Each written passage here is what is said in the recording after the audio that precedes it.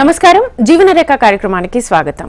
స్త్రీలలో సంతాన సమస్యలకు 49 సంతాన సాఫల్యత కేంద్రం నుంచి డాక్టర్ సంధ్య గారు మనతో పాటు ఉన్నారు. వారిని అడిగి డీటెయిల్ గా తెలుసుకుందాం. అలాగే మీకు కూడా ఎలాంటి సందేహాలున్నా స్క్రీన్ మీద కనిపిస్తున్న నెంబర్స్ కి కాల్ చేసి సంధ్య గారితో మాట్లాడొచ్చు. నమస్తే డాక్టర్. నమస్తే. సో స్త్రీలలో సంతానం లేకపోవడానికి కారణాలు ఏంటి అసలు? సో స్త్రీలలో సంతానలేమి సమస్యకి చాలా రకాల కారణాలు ఉంటాయి. సో కమింగ్ అంటే ఫస్ట్ థింగ్ మనం అసలు గర్భాశయం ఎట్లా ఉంది, గర్భాశయం పక్కన ఉన్న అండాశయాలు ఎట్లా ఉన్నాయి, వాటిలో ఏమైనా సమస్యలు ఉన్నాయా అనేది ఎవాల్యుయేట్ చేయాలి. అండ్ వాటితో పాటు ట్యూబ్స్ అని ఉంటాయి, అంటే యూట్రస్ని ఓవరీస్కి మధ్యలో ఫెలోపియన్ ట్యూబ్స్ అని ఉంటాయి. వాటిల్లో ఏదైనా సమస్య ఉన్నా ప్రెగ్నెన్సీ రాకపోవచ్చు. So coming to first uterus, గర్భాశయంకి సంబంధించి గర్భాశయంలో ఏదైనా గడ్డలు ఉన్నా, లేకపోతే గర్భాశయం సైజు చిన్నగా ఉన్నా పెద్దగా ఉన్నా, సో ఇలాంటి ప్రాబ్లమ్స్ ఉన్నప్పుడు ప్రెగ్నెన్సీస్ రావడంలో ఇష్యూస్ అవుతాయి. సెకండ్, అండాశయాలు, ఎగ్స్, అదే ఎగ్ బ్యాగ్స్ అంటాం, ఓవరీస్లో ఏదైనా ఇష్యూస్ ఉన్నా, ఓవరీస్లో అంటే ఎగ్ కౌంట్ తక్కువ ఉన్నా లేకపోతే ఎగ్ కౌంట్ ఎక్కువ ఉన్నా, PCOS సమస్యలో చాలా నెంబర్ ఆఫ్ ఎగ్స్ చాలా ఎక్కువగా ఉంటాయి. సో అలాంటప్పుడు కూడా సంతానలేమి సమస్య రావచ్చు. మూడోది ఫెలోపియన్ ట్యూబ్స్లో అవి ఎగ్ని ట్రాన్స్పోర్ట్ చేస్తాయి అన్నమాట. సో వాటిలో ఏదైనా బ్లాక్స్ ఉన్నా సంతానలేమి సమస్య రావచ్చు అనమాట. సో ఫీమేల్స్లో ముఖ్యంగా ఇవి.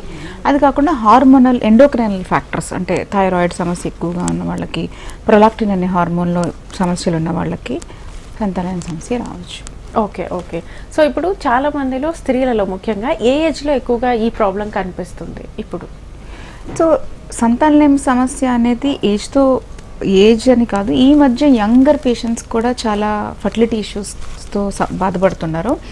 మామూలుగా అంటే ఇండియన్ సినారియో ప్రకారం above 35 years of age fertility rate అనేది న్యాచురల్గానే తగ్గుతుంది. అండ్ అబవ్ 40 ఇంకా తగ్గుతూ వెళ్తుంది అనమాట. When the closer to menopause చాలా తక్కువగా ఉంటుంది. బట్ ఈ రీసెంట్ సినారియోలో నార్మల్గానే యంగ్ విమెన్లో కూడా ఎగ్ కౌంట్ అనేది తగ్గిపోవడం, గర్భాశయంలో సమస్యలు రావడం, పాలిప్స్ రావడం, ఎండోమెట్రియోసిస్ ఇష్యూస్ అనేవి ఎక్కువ అయిపోవడం అనేది రీసెంట్గా ఎక్కువగా చూస్తున్నాము. సో సమస్య అన్ని ఏజెస్కి యాక్చువల్లీ ఎక్కువగానే ఉంది ఈ మధ్యకాలంలో. ఓకే. ఇప్పుడు చాలా మందికి జెనెటికల్గా PCOS ఈ ప్రాబ్లమ్స్ వస్తుంటాయి కదా, వీళ్ళకి అసలు ఏం ట్రీట్మెంట్ ఇస్తారు, ఎలా ట్రీట్ చేస్తారు? సో PCOD సమస్య అనేది ఈ మధ్య కాలంలో we are seeing it more and more. I don't know ఎందుకు, అంటే ఎన్విరాన్మెంటల్ ఫ్యాక్టర్స్ కావచ్చు, లేకపోతే లైఫ్ స్టైల్లో మోడిఫికేషన్స్ రావడం, సెడెంటరీ లైఫ్ స్టైల్ ఎక్కువగా ఉండడము, దానివల్ల ఎండోక్రైనల్ ఇంబ్యాలెన్సెస్ రావడం, వీటి వల్ల మనం PCOD సమస్య ఎక్కువగా చూస్తున్నాం. సో వీళ్ళలో ఎలాంటి ట్రీట్మెంట్స్ ఇస్తాము అంటే, మెయిన్గా వీళ్ళలో ప్రాబ్లం ఏముంటుంది, సంతానలేమి కారణం ఏముంటుంది అంటే యానోవ్యులేషన్ అంటాం, అంటే అండం అనేది పెరిగి విడుదల అవ్వదు అనమాట. సో ఈ సమస్య మనం ట్యాకిల్ చేయాలి. సో మెనీ టైమ్స్ ఈ PCOD సమస్య ఉన్న వాళ్ళలో సింపుల్ టాబ్లెట్ యూస్ చేసి ఓవ్యులేషన్ అనేది కాజ్ చేసి ప్రెగ్నెన్సీ అనేది ప్లాన్ చేయొచ్చు. సో మెయిన్గా యానోవ్యులేషన్ కరెక్ట్ చేయాలి PCOSలో. మరీ సివియర్ PCOS ఉన్న వాళ్ళకి ఏంటంటే ఎగ్ క్వాలిటీ ఇష్యూ ఉంటుంది, అంటే వాళ్ళకి ఉన్న ఎగ్స్లో అంటే ప్రెగ్నెన్సీ పొటెన్షియల్ ఉండే ఎగ్ అనేది తక్కువగా ఉంటుంది అనమాట. సో అలాంటి వాళ్ళలో నెక్స్ట్ స్టెప్ ఆఫ్ ట్రీట్మెంట్స్ IVFకి వెళ్ళడం అనేది చూడాల్సి వస్తుంది. ఓకే. సో ఇప్పుడు ట్రీట్మెంట్ విషయానికి వస్తే, అసలు అందరికీ సంతానలేమి సమస్య వచ్చిన అందరికీ IVF చేస్తారు అనే అపోహ చాలా మందిలో ఉంది. అది నిజమేనా? అసలు ఎలాంటి ట్రీట్మెంట్స్ ఇస్తారు? నో, అది సంతానలేమి సమస్య ఉన్న వాళ్ళందరిలో IVF అవసరం ఉండదండి. It's only 25 to 30%. అంటే ఫర్టిలిటీ సమస్య ఉన్న వాళ్ళలో 25 నుంచి 30% వాళ్ళకి మాత్రమే IVF చేయాల్సి రావచ్చు. సో రిమైనింగ్ అసలు దాన్ని ప్రాపర్గా ఎవాల్యుయేట్ చేసి వాళ్ళ ప్రాబ్లం ఏంటి అన్నది మనం కనుక్కుంటే దానికి తగ్గట్టుగా ట్రీట్మెంట్ ఉంటుంది. ఇప్పుడు అదే PCOS వాళ్ళకి చెప్పాను, వాళ్ళలో యానోవ్యులేటరీ ఇన్ఫర్టిలిటీ ఉంటుంది, వాళ్ళలో ఓవ్యులేషన్ ఇండ్యూస్ చేస్తే సరిపోతుంది. సో మేల్ ఫ్యాక్టర్ ఇన్ఫర్టిలిటీ ఉంటుంది, వాళ్ళల్లో అంటే కదిలే కణాల సంఖ్య తక్కువ ఉండడము, లేకపోతే కౌంట్ తక్కువ ఉండడం, ఇలాంటి వాళ్ళలో IUI పద్ధతి బాగా హెల్ప్ చేస్తుంది. సో ట్రీట్మెంట్ అనేది depends upon the problem they have అన్నమాట. ఓకే. సో ఇప్పుడు ట్రీట్మెంట్స్ విషయానికి వస్తే, చాలా మందికి ఇన్ఫర్టిలిటీ ఉన్న వాళ్ళకి హార్మోనల్ టాబ్లెట్స్తో కొన్ని రోజులు ట్రీట్మెంట్ చేసి చూస్తారు అంటారు. ఎలాంటి హార్మోనల్ టాబ్లెట్స్ ఇస్తారు, ఎందుకు అవి? సో హార్మోనల్ టాబ్లెట్స్ అనేవి చాలా రకాలు ఉంటాయి. First will start with thyroid అండి, అంటే హైపోథైరాయిడిజం అనేది చాలా కామన్గా ఉంటుంది ఇన్ఫర్టైల్ కపుల్స్లో. థైరాయిడ్ TSH అనే హార్మోన్ మనం 2.5 అరౌండ్ మెయింటైన్ చేస్తే అది ఫర్టిలిటీని ఎన్హాన్స్ చేస్తుంది అనమాట. సో ఫస్ట్ యూజువల్గా మేము ఇచ్చేది థైరాయిడ్ హార్మోన్ ఇస్తాం. సెకండ్ ఏంటి అంటే నార్మల్గా ఎగ్ ప్రొడ్యూస్ చేయడానికి కొన్ని type of hormone, not hormones actually, hormone associated pills ఇస్తామన్నమాట. లెట్రోజోల్ అని, అరోమేటేజ్ ఇన్హిబిటర్స్ అంటాం, అలాంటి టాబ్లెట్స్ ఇస్తాము. ఇంకా IVF చేసేటప్పుడు డైరెక్ట్ గోనడోట్రోపిన్ హార్మోన్స్ అనేవి ఇంజెక్టబుల్స్ ఫార్ములేషన్స్లో ఇస్తామన్నమాట. సో యూజువల్గా ఈ 3 టైప్ ఆఫ్ హార్మోన్స్ మేము ఫర్టిలిటీ ట్రీట్మెంట్స్లో వాడతాము. సో ఎన్ని డేస్ ఇస్తారు వాళ్ళకి, అంటే ఎన్ని సైకిల్స్లో ఇవ్వడం జరుగుతుంది? సో ఫర్ సపోజ్ ఇప్పుడు థైరాయిడ్ పిల్స్ అయితే మనం నార్మల్గా వాళ్ళు ఫర్టిలిటీ ట్రీట్మెంట్ తీసుకున్నంత కాలము ఇస్తాము. ప్రెగ్నెన్సీ ప్లాన్ చేసినప్పుడు, ప్రెగ్నెన్సీ పోస్ట్ డెలివరీ కూడా will continue that, will see the hormones అని బట్టి. ఇప్పుడు ఈ గొనడోట్రోపిన్ హార్మోన్స్ అంటే IVF సమస్యలో మనం ఎగ్ పెరగడానికి గొనడోట్రోపిన్ హార్మోన్స్ అనేవి ఎక్కువ రోజులైతే ఇవ్వము, ఓన్లీ 10 days. ఎప్పుడైతే మనం ఈ కంట్రోల్ ఓవేరియన్ స్టిమ్యులేషన్ చేస్తామో, IVF పద్ధతి స్టార్ట్ చేస్తామో, ఎగ్ పెరగడానికి అంటే యాక్చువల్లీ ఆ హార్మోన్స్ మన బాడీలో ప్రొడ్యూస్ అవుతాయి, కానీ అవి మన బాడీలో ఎగ్ పెరగడానికి హెల్ప్ చేయట్లేదు. సో అవే కొంచెం ఎక్కువ మోతాదులో ఇస్తాం అంతే. న్యాచురల్ హార్మోన్ మనం ఎక్కువ మోతాదులో బయట నుంచి ఇస్తాం అనమాట. ఓకే. సో 10 days 12 days కంటే ఇవ్వము అవి. సో ఈ హార్మోన్స్ ఎలా వర్క్ చేస్తాయి, వీటి సైడ్ ఎఫెక్ట్స్ ఏమైనా ఉంటాయా? సో ఈ హార్మోన్స్ ఏం చేస్తాయి, గొనడోట్రోపిన్ హార్మోన్స్ ఏం చేస్తాయి అంటే, నార్మల్గా మన బాడీలో న్యాచురల్ మెకానిజంలో నార్మల్గా నెలకి ఒక ఎగ్ అనేది పెరుగుతుంది. చాలా ఎగ్స్ రిక్రూట్ అనేది అవుతాయి, కానీ ఒక ఎగ్ అనేది పెరుగుతుంది అనమాట. ఆ ఎగ్ పెరగడానికి ఈ హార్మోన్ హెల్ప్ చేస్తుంది. సో IVF సైకిల్లో ఏంటి అంటే, మనం ఒక సైకిల్లో మల్టిపుల్ ఎగ్స్ పెరగడానికి ట్రై చేస్తాం. సో అందుకని ఆ హార్మోన్ ఎక్కువ మోతాదులో ఇస్తాం అనమాట. ఓకే. సో ఇది నార్మల్గా సబ్క్యూనియస్ ఇంజెక్షన్ అంటాం, అంటే ఇన్సులిన్ ఇంజెక్షన్స్ తీసుకుంటారు కదా, అట్లాగే ఇస్తాం. దాని అవి హై ప్యూరిఫైడ్ ఉంటాయి, లేకపోతే రికాంబినెంట్ హార్మోన్స్ ఉంటాయి. సో అందుకని అవి చిన్న సబ్క్యూనియస్ ఇంజెక్షన్ ద్వారా ఇస్తాం. ఇది బాడీ తత్వాన్ని బట్టి ఇస్తారా, లైక్ బాడీ అంటే బాడీ వెయిట్ బట్టి, వాళ్ళ ఎగ్ రిజర్వ్ బట్టి, వాళ్ళ ఏజ్ బట్టి, సో ఈ డోస్ అడ్జస్ట్మెంట్ అనేది జరుగుతుంది అనమాట. సో ఇప్పుడు ఎగ్ రిజర్వ్ అన్నారు కదా, ఇప్పుడు ప్రతి ఉమెన్ కి డిఫరెంట్ గా ఉంటుందా అది, లేకపోతే ఎలా ఉంటుంది? సో ఎగ్ రిజర్వ్ అనేది ఏజ్ మీద డిపెండ్ అయి ఉంటుంది. యంగ్ వాళ్ళకి ఎక్కువ రిజర్వ్ ఉంటుంది అది. అండ్ కొంతమందికి ఇప్పుడు బిఫోర్ 35 years ఆఫ్ ఏజ్ యూజువల్గా నార్మల్ రిజర్వ్ ఉంటుంది. 35 to 40 decline in the reserve ఉంటుంది. ఓకే. 40 to 45 ఇంకా తగ్గిపోతుంది ఎగ్ రిజర్వ్. అది న్యాచురల్ ఫెనామినా, నార్మల్గా అందరికీ అలాగే జరుగుతుంది. సో ఈ ఇన్ఫర్టిలిటీ సమస్యతో బాధపడే వాళ్ళలో తొందరగానే ఎగ్ రిజర్వ్ అనేది తగ్గిపోవడం అనేది చూస్తూ ఉంటాం చిన్న ఏజ్ లోనే. సో ఈ ఎగ్ రిజర్వ్ తగ్గిపోవడం మనకి ఏమి చెప్తుంది అంటే, వీళ్ళకి తొందరగా ఫర్టిలిటీ ట్రీట్మెంట్, తొందరగా ప్రెగ్నెన్సీ ప్లాన్ చేసుకోవాలి. సో ఎగ్ రిజర్వ్ అనేది 0 అయిపోకుండా ప్రెగ్నెన్సీ అనేది ప్లాన్ చేసుకోవాలి. ఎందుకంటే బట్ ఎవరైనా సరే ఎగ్ రిజర్వ్ అనేది ఇన్ఫర్టిలిటీ, పిల్లలు పుట్టట్లేదు అని వచ్చి చెక్ చేసుకున్నప్పటికీ తెలుస్తుంది. సో చాలా మంది నాకు తెలిసి ఆల్మోస్ట్ 30 years తర్వాతే వస్తారేమో కదా డాక్టర్? ఇప్పుడు ఈ జనరేషన్ 30 years తర్వాత. సో అది ముందు తెలుసుకుంటే బెటర్ అంటే అంటే చాలా మంది కొంచెం ఎడ్యుకేటెడ్ విమెన్, కొందరు అంటే ఆల్రెడీ ఈ విషయాల సమస్యలు తెలిసిన వాళ్ళు check AMH. Unmarried girls check. So వాళ్ళు వచ్చి చేసుకోవచ్చు, ఎవరైనా జస్ట్ సింపుల్ బ్లడ్ టెస్ట్ అంతే. సో మరి అది అడలసెంట్స్, మరి టీనేజ్ లో అయితే రాంగ్ రిజల్ట్ ఇస్తుంది. అబౌట్ 20-25 వాళ్ళకి you will know the better result. Egg reserve అనేది చెక్ చేసుకోవచ్చు, ఒక బ్లడ్ టెస్ట్, ఒక స్కాన్ చేసుకుంటే సరిపోతుంది. సో అదేనా తక్కువ, ఇప్పుడు అన్మ్యారీడ్ గర్ల్స్ అనుకోండి ఫర్ సపోజ్, వాళ్ళకి ఎగ్ రిజర్వ్ తక్కువ ఉంది అనుకోండి, వాళ్ళు రీసెంట్ గా ప్రెగ్నెన్సీ పెళ్లి చేసుకోవట్లేదు, ప్రెగ్నెన్సీ ప్లాన్ చేసుకోవట్లేదు అంటే they can go for ovarian cryopreservation. Reserve చేసుకోవచ్చు ముందే, ఊసైడ్ ఫ్రీజింగ్ అనేది చేసుకోవచ్చు.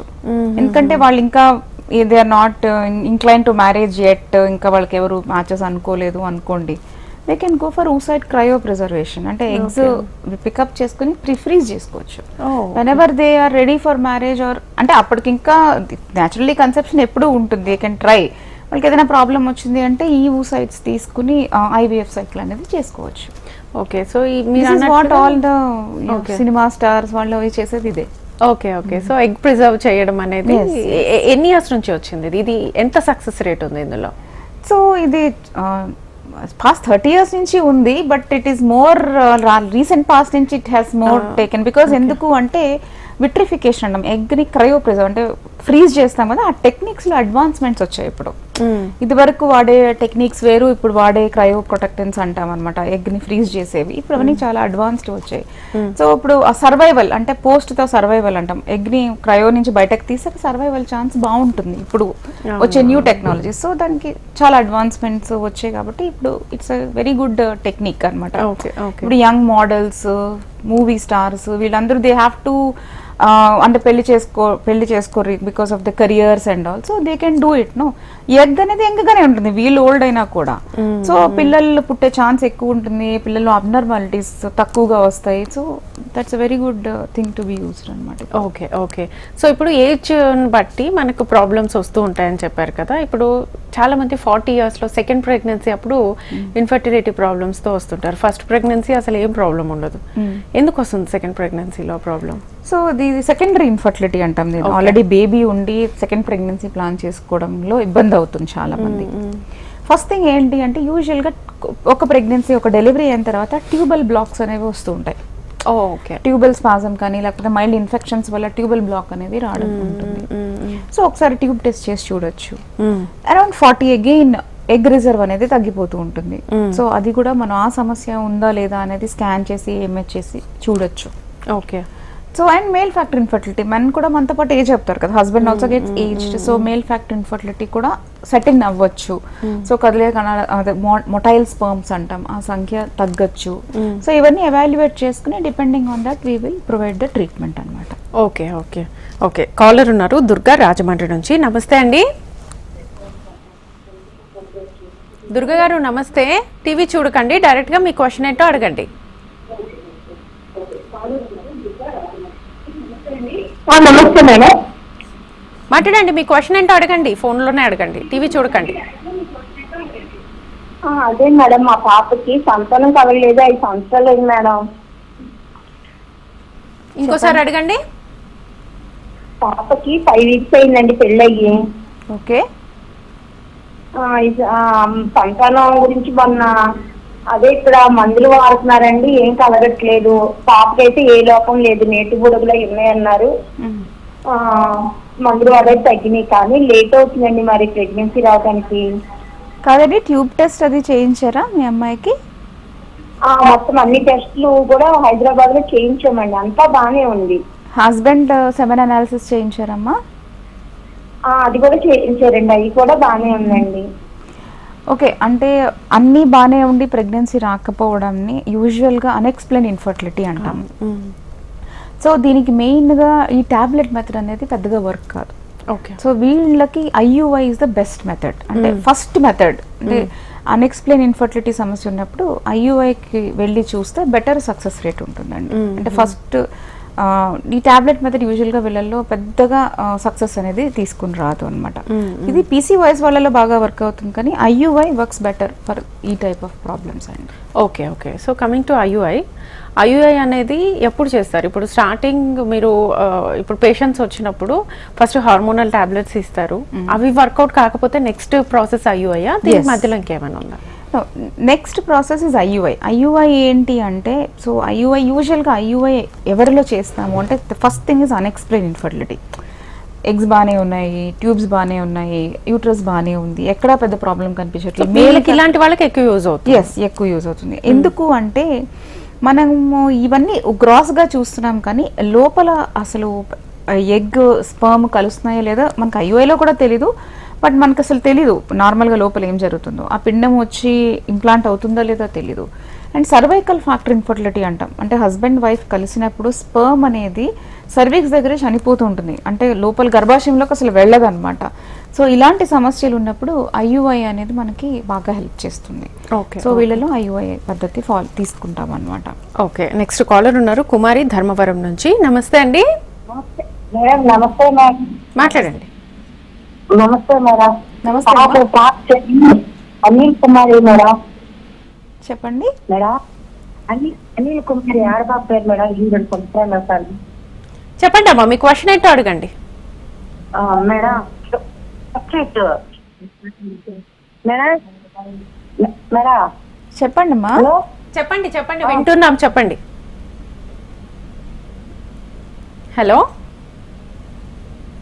ఓకే, కాల్ కట్ అయినట్టుంది. సో ఐయుఐ అన్నారు కదా, ఈ ఐయుఐ ఎన్ని సైకిల్స్లో చేయొచ్చు? సో ఐయుఐ అనేది మినిమమ్ ఆఫ్ 3 సైకిల్స్ అండి. అంటే చాలా మంది 6 to 7 సైకిల్స్ కూడా చేస్తారు, but cumulative success rate for IUI 3 cycles వరకు చూడొచ్చు. సో 3 సైకిల్స్ తర్వాత దీని సక్సెస్ రేట్ అనేది తగ్గుతూ వస్తుంది. సో 3 సైకిల్స్ లో కనుక మన ఐయుఐ సక్సెస్ అవ్వకపోతే will step up the treatment అనమాట. Okay okay. సో ఇందులో సక్సెస్ రేట్ ఎంత ఉంటుంది ఫస్ట్ 3 సైకిల్స్లో? సో 3 సైకిల్స్ లో per cycle success rate is 12 to 15% అండి. ఇఫ్ ఎవ్రీథింగ్ ఇస్ ఫైన్, పెద్ద మెయిల్ ఫ్యాక్టర్ ఇష్యూ లేదు, ట్యూబ్స్ బాగుంది, అంతా బాగుంది అంటే 12 to 15% సక్సెస్ రేట్ ఉంటుంది పర్ సైకిల్. సో వాళ్ళు క్యుములేటివ్ గా అరౌండ్ 30 to 45% దాకా మనం తీసుకోవచ్చు. ఓకే. సో ఇది this works good for all these types of infertility అనమాట. Okay okay. నెక్స్ట్ కాలర్ ఉన్నారు, త్రివేణి సూర్యాపేట నుంచి. నమస్తే అండి త్రివేణి గారు. నమస్తే. హలో. ఓకే, కాల్ కట్ అయింది. సో ఐయుఐ సక్సెస్ కాలేదు, నెక్స్ట్ ఏంటి? సో ఐయుఐ సక్సెస్ కాలేదు అంటే next step is an IVF cycle. IVF. Okay.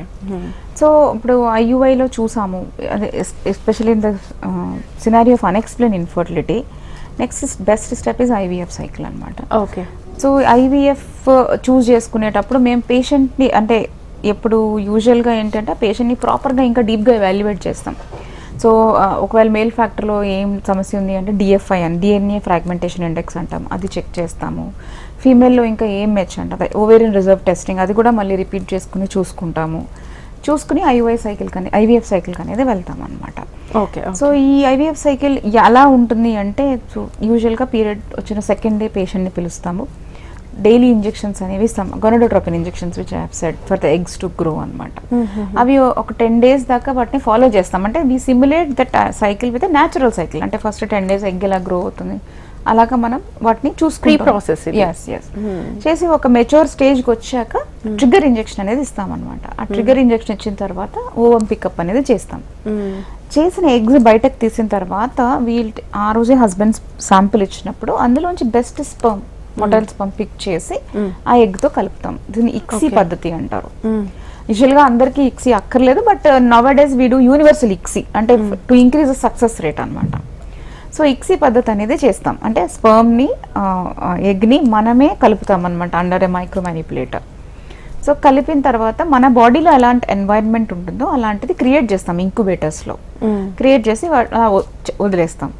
వదిలేసిన తర్వాత వాటిని చూస్తూ ఉంటాం. నెక్స్ట్ డే చూస్తాం అంటే హస్బెండ్ స్పర్మ్తో ఎగ్ కలిసిందా లేదా, దాన్ని ఫర్టిలిటీ చెక్ అంటాం అనమాట. అలా ఫర్టిలైజేషన్ చెక్ చేస్తారు. అలా ఫస్ట్ డే ఈ రోజు ఇక్సీ చేస్తాం అనుకోండి, నెక్స్ట్ డే మార్నింగ్ చూస్తాం అనమాట. తర్వాత అది ఎన్ని హస్బెండ్ స్పర్మ్తో కలిసి డివైడ్ అయ్యాయి అనేది తెలుస్తుంది. నెక్స్ట్ డే 3 అంటాం, 3వ రోజు మళ్ళీ చెక్ చేస్తాం.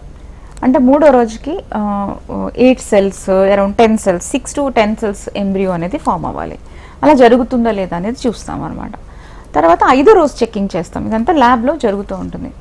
5వ రోజు చూస్తాం. ఆ రోజుకి బ్లాస్టోసిస్ట్ అంటాం అనమాట. అది పొటెన్షియల్ ఎంబ్రియో. అది కనుక మనం గర్భాశయంలో పెడితే chance of pregnancy 60 to 70%. Okay okay. So ఇది ఈ బ్లాస్టోసిస్ట్ అనేది చూస్తాం అనమాట. యూజువల్గా ఫ్రెష్ ట్రాన్స్ఫర్స్ అంటే ఎక్కువ పీసీఓఎస్ అలాంటి కండిషన్ లేని వాళ్ళకి ఫ్రెష్ ట్రాన్స్ఫర్ అంటాం. 5వ రోజు తీసి ఎంబ్రియో పెట్టేస్తాం. లేదు అంటే ఎక్కువ ఎగ్స్ వచ్చిన వాళ్ళకి అది ఎండోమెట్రియం అంటే గర్భాశయం లైనింగ్ సరిగా లేకపోతే వాటిని ఫ్రీజింగ్ చేసి నెక్స్ట్ సైకిల్లో కానీ ట్రాన్స్ఫర్ అనేది చేస్తాం అన్నమాట. ఓకే. నెక్స్ట్ కాలర్ ఉన్నారు, కళ్యాణి గారు. నమస్తే అండి. ఓకే, కాల్ కట్ అయింది. సో చాలా మందికి ఒకసారి సర్జరీ చేసిన తర్వాత ఫస్ట్ డెలివరీ సిజేరియన్ అయిన తర్వాత నెక్స్ట్ ప్రెగ్నెన్సీకి ప్రాబ్లం వస్తుంది. ఎలాంటి ప్రాబ్లమ్స్ అంటే వాటిలో ఎండోమెట్రిసిసో లేకపోతే స్కార్ ఎండోమెట్రిసిసో ఇలాంటి ప్రాబ్లమ్స్తో వస్తూ ఉంటారు. సో వీళ్ళకి ప్రెగ్నెన్సీ ఛాన్స్ ఉందా? ఎండోమెట్రిసిస్కి ట్రీట్మెంట్ ఇస్తారా? సో ముందు ఎలాంటి డెలివరీ అయినా definitely there is a pregnancy chance second time, no problem. Caesarean అయినా whatever it is. So సిజేరియన్లో ఎండోమెట్రియోసిస్ సమస్య అనేది యాక్చువల్లీ ముందే ఉంటుంది. మనం తర్వాత మేబీ అగ్రవేట్ అవ్వచ్చు. ఎండోమెట్రియోసిస్ ఏంటి అంటే మన నార్మల్గా గర్భాశయం లోపల లైనింగ్ ఎండోమెట్రియం అంటాం. ఆ లైనింగ్ అక్కడ కాకుండా వేరే చోట్ల కూడా ఫామ్ అవుతూ ఉంటుంది. Okay okay. అంటే ఎక్టోపిక్ ఎండోమెట్రియం అంటే నార్మల్గా లోపల లైనింగ్ లోపలే ఫామ్ అవ్వాలి, అది బయట ఓవరీస్లో ఫామ్ అవడం, గర్భాశయం మీద ఫామ్ అవడం, లోపల ఇంటెస్టైన్స్ దగ్గర ఫామ్ అవడం ఇట్లా జరుగుతూ ఉంటుంది. దాన్ని ఎండోమెట్రియోసిస్ సమస్య అంటారు. Okay. Common area for endometriosis is ovaries. Ovaries. Okay. So మీరు స్కార్ ఎండోమెట్రియోసిస్ అన్నారు కదా, అంటే స్కార్ మీద ఎండోమెట్రియం వెళ్ళి అతుక్కుంటుంది. సో దీనివల్ల risk of rupture of scar అంటాం, అంటే నెక్స్ట్ ప్రెగ్నెన్సీలో స్కార్ రప్చర్ రిస్క్ ఉంటుంది. సో అది కూడా వెరీ కామన్ గానే ఉంటుంది. అలా ఉన్నా కూడా ప్రెగ్నెన్సీస్ ప్లాన్ చేసుకోవచ్చు. మనం నార్మల్ గా న్యాచురల్ గా కూడా ట్రై చేయొచ్చు, లేకపోతే ఐయుఐ చేయించుకోవచ్చు. ఐవీఎఫ్ఏ చేయించుకోవాలనేది ఏం రూల్ లేదు. Okay okay. So only grade 3 grade 4 endometriosis కి ఐవీఎఫ్ అనేది ఆప్షన్ ఉంటుంది. ఎందుకంటే ఓవరీన్ ఎండోమెట్రియోసిస్ చాలా సివియర్ గా ఉన్నప్పుడు అది ఎగ్ క్వాలిటీ మీద ఎఫెక్ట్ చూపిస్తుంది. సో వాళ్ళకి ఐవీఎఫ్ అవసరం ఉంటుంది. గ్రేడ్ 1 గ్రేడ్ 2 కి ఐయుఐ చేయొచ్చు. That gives good success rates. Okay. So IVF treatment విషయానికి వస్తే సక్సెస్ రేట్ ఎంత ఉంటుంది? సో ఐవీఎఫ్ విషయానికి వస్తే ఇప్పుడు నేను చదువుకునే రోజుల్లో ఐవీఎఫ్ సక్సెస్ రేట్ అనేది 35% ఉండేది, like way back 15 years back. Okay. ఇప్పుడు in recent scenarios, recent advancements వల్ల IVF success rate is almost 60 to 70%. ఇది ఇక్కడే కాదు, హోల్ వరల్డ్ లో అంతే. So where are very few centres which give 80% success rate around London అక్కడ, but all the world will give only 60 to 70% అండి. అంటే 35 నుంచి 70 దాకా వచ్చింది. We may go ahead in the future because of advancement. 65 to 70%. Okay okay. So ఒకసారి IVF తో pregnancy వచ్చిన తర్వాత సెకండ్ ప్రెగ్నెన్సీ కూడా ఐవీఎఫ్ఏ కావాల్సి వస్తుందా వాళ్ళకి? So no we cannot say that. Second pregnancy న్యాచురల్గా రావచ్చు, కానీ if the problem for first IVF, ఇప్పుడు ట్యూబల్ బ్లాక్ అనుకోండి, యూజువల్గా అది కరెక్ట్ కాదు, they need a second IVF cycle. Male factor infertility అనుకోండి, మేము we don't no, 1 good sperm is enough for a good pregnancy. చాలా మంది మా పేషెంట్స్ ఐవీఎఫ్ తో ఫస్ట్ బేబీ వచ్చిన వాళ్ళు, న్యాచురల్ గా ప్రెగ్నెన్సీ వచ్చిన వాళ్ళు చాలా మంది ఉన్నారు. సో న్యాచురల్ ప్రెగ్నెన్సీ అనేది ఎప్పుడు ట్రై చేస్తూనే ఉండాలి. మీరు ఏ ట్రీట్మెంట్ తీసుకుంటున్నా, IUI, IVF, that is always there on a path. We don't know what happens at what time. PCOS సమస్య ఉన్న వాళ్ళకి ఐవీఎఫ్ చేసాము, but they land up natural pregnancy few years down the line, second pregnancy. చాలా మందికి natural గా pregnancies వస్తాయండి. Okay okay. So it's not like that ఒకసారి IVF అయితే మీకు ఐవీఎఫ్ ఇప్పుడు అన్ఎక్స్ప్లెయిన్ ఇన్ఫర్టిలిటీ ఉంది, అన్ని బాగానే ఉన్నాయి, వాళ్ళకి ఐయుఐ చేసాం రాలేదు, ఐవీఎఫ్ చేసాం ప్రెగ్నెన్సీ వచ్చింది, సెకండ్ ప్రెగ్నెన్సీ న్యాచురల్ గా రావచ్చు వాళ్ళకి, బికాస్ మేజర్ ఇష్యూస్ ఏం లేవు కదా. Okay okay. సో ఇప్పుడు ట్యూబల్ బ్లాక్స్ అన్నారు కదా, ఈ ట్యూబల్ బ్లాక్స్ కి ట్రీట్మెంట్ ఐయుఐ, ఐవీఎఫ్ అయినా ట్యూబల్ బ్లాక్స్ ని రిలీజ్ చేయడానికి ఏం లేదా, ఏం చేయలేమా? సో ట్యూబల్ బ్లాక్స్ ఉన్నప్పుడు యూజువల్ గా ప్రాబ్లం ఏముంటుంది అంటే ఆ ట్యూబ్ లో ఇన్ఫ్లమేషన్, అది వాప్ అనేది ఉంటుంది లోపల, దానివల్ల అవి ముడుచుకుపోతాయి. సో ఫెలోపియన్ ట్యూబ్ క్యాన్యులేషన్ అని చేస్తాం, ఎఫ్టీజీస్ అంటాం. అంటే మామూలుగా ఒక థిన్ వైర్ లాంటిది పాస్ చేసి అది ఓపెన్ చేస్తాం. కానీ అది ఎన్ని రోజులు ఓపెన్ అయి ఉంటుంది అనేది వి డోంట్ నో, చెప్పలేము. అండ్ ట్యూబల్ బ్లాక్స్ లో ఐయుఐ వర్కౌట్ అవ్వదు. So if it's a tubal block, it should be IVF cycle.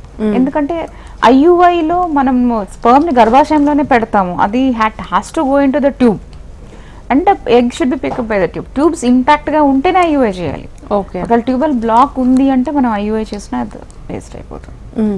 So if it's a tubal black, it's an IVF cycle చేయాల్సి వస్తుంది. ఓకే. చాలా మందికి ఎక్టోపిక్ ప్రెగ్నెన్సీ వస్తుంది, ఈ IUI, IVF ద్వారా వచ్చే ఛాన్స్ ఉందా? అంటే అలాంటివి కూడా ఎక్టోపిక్ ప్రెగ్నెన్సీ, ముత్యాల గర్భం అంటుంటారు కదా, ఇలాంటివి బై మిస్టేక్ వస్తుంటాయా, లేకపోతే వాళ్ళకి ఏమైనా హెల్త్ ఇష్యూస్ ఉంటాయా? Ectopic pregnancy is different from ముత్యాల గర్భం. రెండు డిఫరెంట్. ఎక్టోపిక్ ప్రెగ్నెన్సీ అంటే నార్మల్ గా ప్రెగ్నెన్సీ అనేది గర్భాశయంలో ఉండాలి. ఇఫ్ ఇట్స్ ఎనీవేర్ ఎల్స్, అంటే గర్భాశయంలో కాకుండా ఎక్కడైనా ఉంది అంటే దాన్ని ఎక్టోపిక్ ప్రెగ్నెన్సీ అంట. వేరే ప్లేస్ లో, అంటే ట్యూబ్ లో ఉన్నా, ఓవరీ మీద ఉన్నా, సర్విక్స్ లో ఉన్నా, థింక్ ఎక్కడైనా ఉన్నా, అబ్డోమెన్ లో, దాన్ని ఎక్టోపిక్ ప్రెగ్నెన్సీ అంటాం. Most common ectopic pregnancy tubal pregnancy, అంటే ట్యూబ్ లో ఉంటుంది ప్రెగ్నెన్సీ. Okay okay. దానికి ఇంకేం చేయలేము, దానికి ఏం అబార్షన్ చేయాల్సి. అబార్షన్ అంటే ట్యూబ్, దాని మెడికల్ ట్రీట్మెంట్ ద్వారా ప్రెగ్నెన్సీని డిజాల్వ్ చేయాలి, రెండోది ఆ ట్యూబ్ నుంచి మిల్క్ చేసి ప్రెగ్నెన్సీ తీయాలి, మూడోది ట్యూబ్ ని తీసేయాలి. Okay okay. ఇంత ప్రాసెస్ ఉంది. Yes, either this or that or that. Usual గా కామన్ గా మనం చేసేది ట్యూబ్ ని తీసేస్తాం, ఎందుకంటే అది ఆల్రెడీ డ్యామేజ్ అయిన ట్యూబ్, అది ఉన్నా again it causes an ectopic many a times. అందుకని we'll take off the tubes అన్నమాట. Okay okay okay doctor, thank you so much. So చూసారు కదండి, ఇది ఇవాల్టి జీవనరేఖ కార్యక్రమం. నమస్తే.